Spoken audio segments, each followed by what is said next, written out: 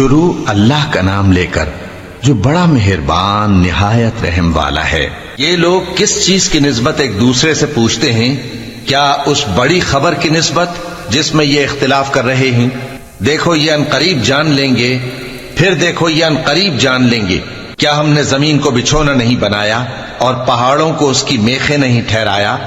اور ہم نے تم کو جوڑا جوڑا پیدا کیا اور نیند کو تمہارے لیے موجب آرام بنایا اور رات کو پردہ مقرر کیا اور دن کو معاش کا وقت قرار دیا، اور تمہارے اوپر 7 مضبوط آسمان بنائے اور آفتاب کا روشن چراغ بنایا، اور نچڑتے بادلوں سے موسلا دھار میں برسایا تاکہ ہم اس سے اناج اور نباتات پیدا کریں اور گھنے گھنے باغ۔ بے شک فیصلے کا دن مقرر ہے، جس دن سور پھونکا جائے گا تو تم لوگ فوج در فوج موجود ہوگے، اور آسمان کھولا جائے گا تو اس میں دروازے ہو جائیں گے، اور پہاڑ چلائے جائیں گے تو وہ ریت ہو کر رہ جائیں گے۔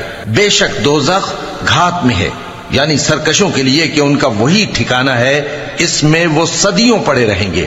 وہاں نہ ٹھنڈک کا مزہ چکھیں گے، نہ کچھ پینا نصیب ہوگا مگر کھولتا پانی اور بدبودار پیپ۔ یہ بدلہ ہے ان کے اعمال کے موافق۔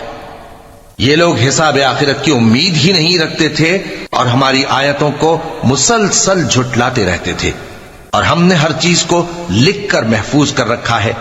سو اب مزہ چکھو، ہم تم پر عذاب ہی بڑھاتے جائیں گے۔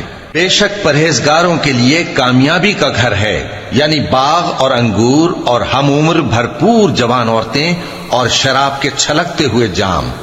وہاں وہ نہ بیہودہ بات سنیں گے نہ جھٹلانے کی باتیں۔ اے نبی صلی اللہ علیہ وآلہ وسلم، یہ تمہارے پروردگار کی طرف سے صلہ ہوگا جو حساب کے مطابق انعام ہوگا۔ وہ پروردگار کہ جو کچھ آسمانوں اور زمین میں اور جو ان دونوں کے درمیان ہے سب کا مالک ہے، بڑا مہربان ہے، کسی کو اس سے بات کرنے کا یارہ نہ ہوگا۔ جس دن جبریل امین اور دوسرے فرشتے صف باندھ کر کھڑے ہوں گے تو کوئی بول نہ سکے گا مگر جس کو رحمان اجازت بخشے، اور وہ بات بھی درست ہی کہے۔ یہ دن برحق ہے، پس جو شخص چاہے اپنے پروردگار کے پاس ٹھکانہ بنا لے۔ ہم نے تم کو عذاب سے جو قریب آنے والا ہے آگاہ کر دیا ہے، جس دن ہر شخص ان اعمال کو جو اس نے آگے بھیجے ہوں گے دیکھ لے گا، اور کافر کہے گا کہ اے کاش میں مٹی ہوتا۔